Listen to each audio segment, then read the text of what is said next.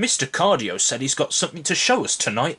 Probably accident report papers, knowing our luck. I think I can guess what it is. Have you noticed we haven't had as many passengers lately, like? Yes, I have, Bunker. Maybe our days are numbered. You know what they say, if days were numbered, months would be lettered. And you know that for certain, do you, Bunker? I remember we'd get a lot more than we have done last year. It's all because of that new bus company. I've never trusted it, or those buses either. They put on a nice, easy-going front. But I know there's something amiss with them. You two are so pedantic. Maybe it'll be a nice thing Mr. Cardio brings to us. What, his bicycle?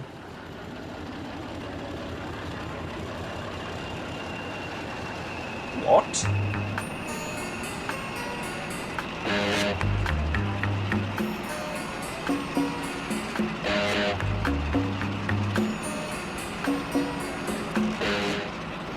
Good evening, everyone.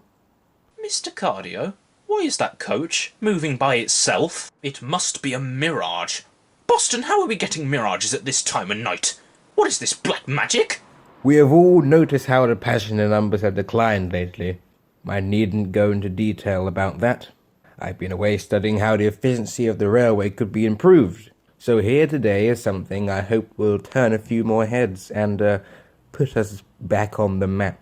Must be a very large map you want to put the railway on then. But that still doesn't explain why it's moving by itself.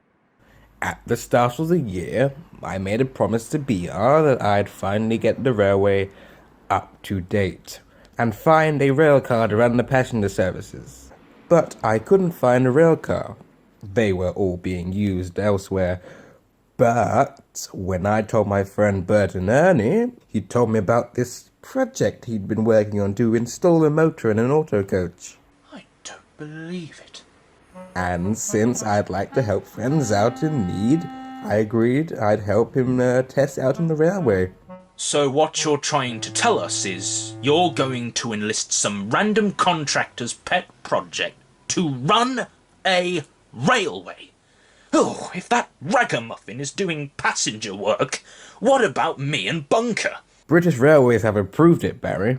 For this week, you'll both be on good duties, just for this week only. It's not replacing any of you full-time. Yet...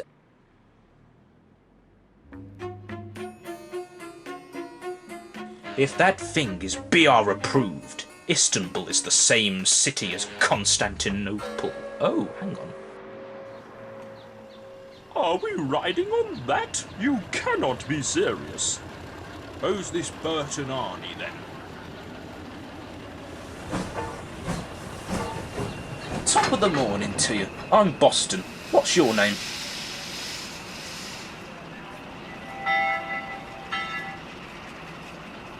Hi there. Hola. Senor Boston? You are English, aren't you? Sorry, I'm a very introductory type of engine. Well, come on, tell me a bit about yourself. What? How are you talking in my head? And how has it taken me so long to...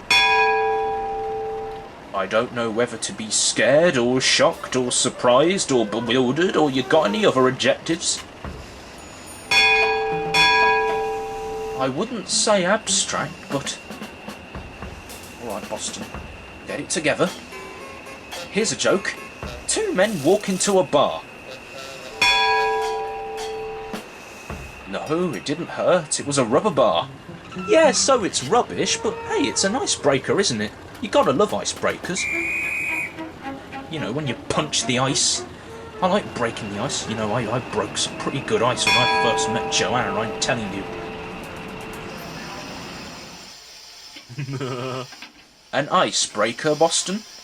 Barry, I know it sounds insane, and it probably is, but the coach is telepathic.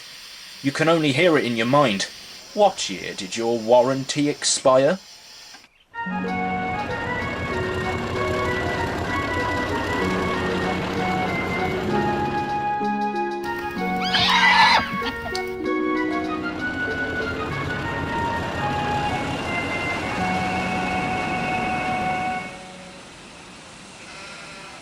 just can't believe it.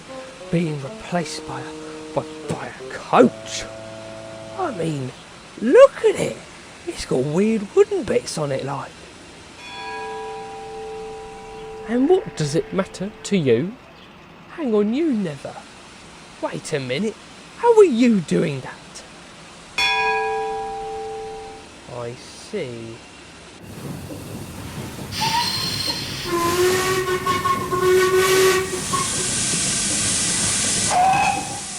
Have you discovered?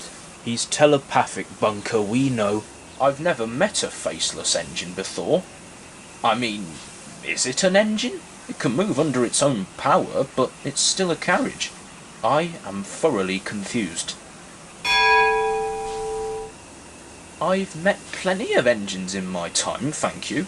I worked with Big Bertha. No, we didn't think she was fat at all. I can understand that there are engines without faces in the world.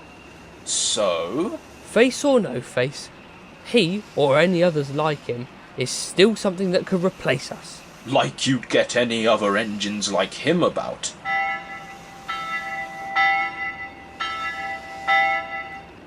He just said verbatim, "You're being paranoid, you shouldn't jump to conclusions, I'll be here for as long as I'm required." He said, "I'm capable of telling you what I think myself, thank you very much." Then why don't you do that instead of wasting my time? Do you have a name, Coach? Odd, they usually give you one right away from the workshop. Well, since you're in our company now, we'll christen you one. How about Shindig?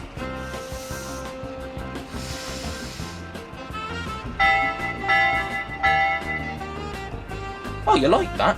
Oh, alright then. Welcome to the team, Shindig. Brilliant.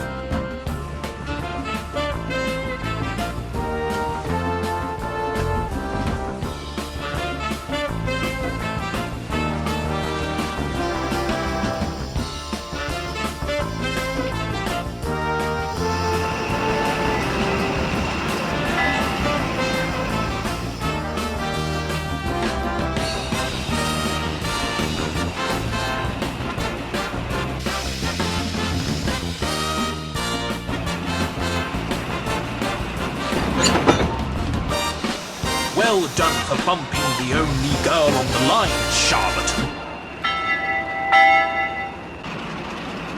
I do swear to you, Chief, I saw a fire. I'm telling you. It was a false alarm, madam. The smoke you're referring to came from a steam goods... I blinking well thought there weren't steam engines here anymore. I thought that diesel was doing it now. Steam trains haven't been here for years. All the trains were thrown in the bin and never to come back. I know you're a fire chief, oh yeah, you've got the badge and everything, but I think that you're wrong and I am right. I would advise you not to get too attached to the auto coach, Boston. Shindig, sir. We've called him Shindig. Don't get too attached to Shindig. He's only here for a week. If he's unpopular anyway. And if he isn't unpopular? I suppose if he works that well, I have to go for a real railcar. Does it look bad to you, Boston? Barry and Bunker run this railway for so long. How they feel being replaced? I couldn't say, sir, but I can jolly well guess it wouldn't be pretty to watch. Well, what do the public think of Shindig anyway? Not that crappy thing again. I want a proper train with other coaches, thank you. Oh dear. I'll see you later, Boston. So, Shindig, you're doing really well so far. Top marks. Say, this Bertanani fellow who built you, he's known for this, isn't he? Adding motors to things that weren't made with them in mind. Do you know what else he's added motors to? Road trailers. Makes sense. Portable kitchens. Portable greenhouses. I see. Ugh, I wonder what became of those contraptions.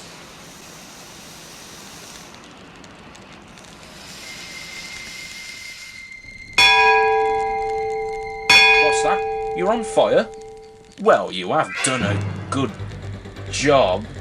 Oh my goodness! Please evacuate the station immediately. Call the fire brigade!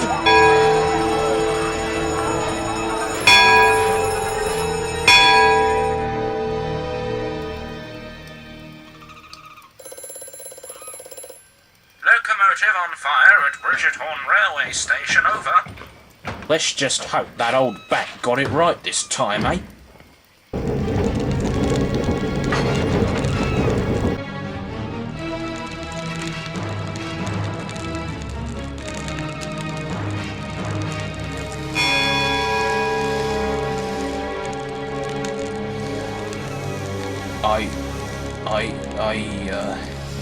I didn't know you were serving hot food today, Shindig.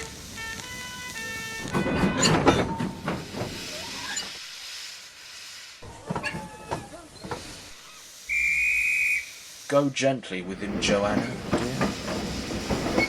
Thank goodness no one else was on board. The fire chief thought you were very brave to move Shindig away from a public space, Boston. One of the firefighters thought the fire had come from a spark from his funnel. Will Shindig be back after any repairs, sir? Shindig will not be returning to the Appy Valley Railway, no. He wasn't much favoured anyway, but he did his job for as long as he could anyway. You two should be ashamed of yourselves. There you were, mocking his very existence. Happy now? Boston, don't be stupid. We never wanted him to catch fire. No point getting angry, I suppose. It's already happened. Dare say this won't be our only brush with change, but at least we're all here now, aren't we? You and Bunker are back on passenger trains, Barry. I'm sure you've missed them. Too right. Anyway, I've got some letters to write. One of them to a certain Burton Ernie. Let me guess, have all of his motorised projects gone swiftly in the past? From what I heard, he sounded like a real cheapskate, that Burton Arnie. And such a cheapskate he was, he did go and create a thinking engine. You know, I've been thinking of a much more suitable change. Why don't we get a station cat? A station cat? Ah, that's a cute idea. Why don't you call it Shindig? I think I'd rather read War and Peace in an hour